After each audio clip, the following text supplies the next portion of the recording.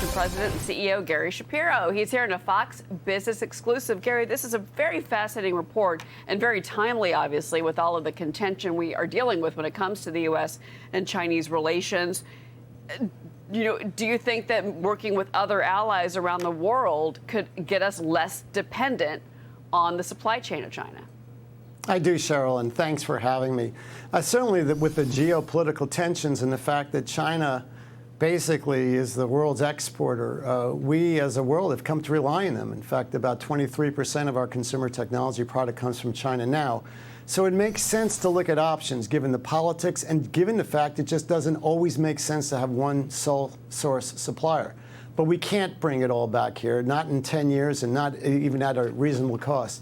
But we can do something else. And what we could do is deal with our allies, our friends, our treaty partners, and figure out where the expertise is and then share the wealth. Right now, in a lot of ways, we treat China the same way we treat those that are friends of ours. And I think we could forge relationships, enter treaties, cut tariffs, do all sorts of things to work with our allies and start a gradual process of diversifying the supply chain. I want to list the countries that you mentioned in the report: Vietnam, India, Canada, Mexico, France, and Germany. What I thought was so interesting is that, is how dependent we are on mainland China for computers, peripherals, communications, audio, video, semiconductors. I mean, they've got a 40% share of global exports. I thought that had come down simply because a lot of U.S. companies are trying to get out of China and go to places like Vietnam or Indonesia. But we're not doing it fast enough, apparently. Well, it is such an intricate thing because there's so many parts that go into all the devices you've mentioned. And the components, at the component level, the very basic level, China's really good at producing these things. And also they are very efficient and they have low-cost labor. But even China's getting higher-cost labor. And it made sense that companies are looking now to Vietnam, to India, to elsewhere. And the expertise is developing, but it's slowly. And I think companies are doing that on their own.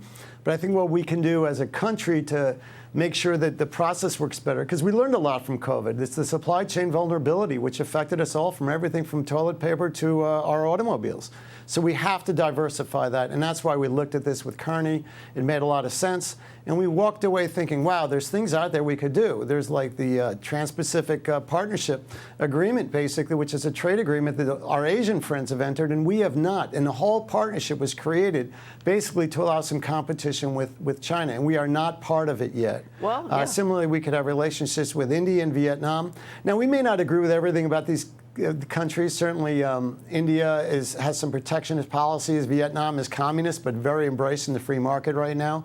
But a lot of our other allies as well, that we share a view of democracy, of liberty, of the human spirit, and of the fact that we want our children to have those human rights that we have in Western Europe, in South Korea, and Canada, Australia, New Zealand, parts of Central and South America. So we should be working with those allies of ours and those treaty partners to say, let's see what we could do to diversify supply chains, but at the same time recognize it is totally unrealistic to just turn overnight, shift everything from China. It should be more gradual and even a strategic shift, depending on whether these are even looking at defense products and things like that. We might have to move quicker on, but we could move slowly and make sure it happens without costing the American consumer and the American taxpayer a lot of money. Because right now, if we do that, $500 billion is a real number, and we figured if we do it with our friends and allies, we could get it down to about a quarter of that. I hear you, and obviously you look at these notes coming out of all the banks talking about the semiconductor industry, and you've got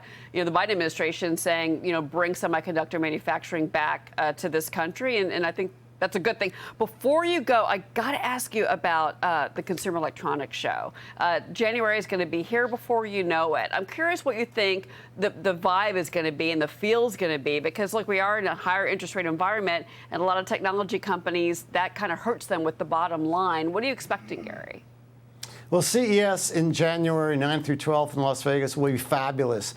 And the reason is because of COVID and is that companies have pivoted. They've shifted to innovation, full speed. And what we're seeing is a greater participation than we've had last year. At the end of the show, we're already there now in terms of exhibit space and exhibitors, but we're also seeing different types of people participating. One of our opening keynoters is Doug McMillon, the CEO of Walmart. And Walmart will have a presence there showing the future of tech, the future of retailing, where we're moving. We also have L'Oreal CEO as a keynoter. You know, there's a whole new beauty tech portion, but that will go along with some of the other areas that are so strong. Obviously, artificial intelligence will be pervasive through the show, especially with generative AI. Everyone will be talking about that and showing what they can do and how they're using it. And in transportation and mobility, it's everything from electric to self-driving to personal mobility with things that fly not only on the land, but on the air and in the water, and that'll take you around. And of course, there's healthcare technology, which we've been focusing on so much. And it's interesting, in healthcare tech, there's so much there. And what we're seeing is especially, actually, believe it or not, that in a sense, the number 2 participant is coming from Korea now, where we're seeing amazing jumps in healthcare technology. But of course, we're seeing that all around the world. And that's what it is. It's a global show. We'll have 130,000 people or so. Yep. And 1 out of 3 of those people, if not more, will be from outside the United States. And we'll have the footprint will be so large. It's the largest show in the U.S., if not the world. It certainly is. And Fox Business had a long-standing relationship with you and that group. Gary Shapiro, it's great to see you, Gary. We will definitely see you soon. Thank you very much.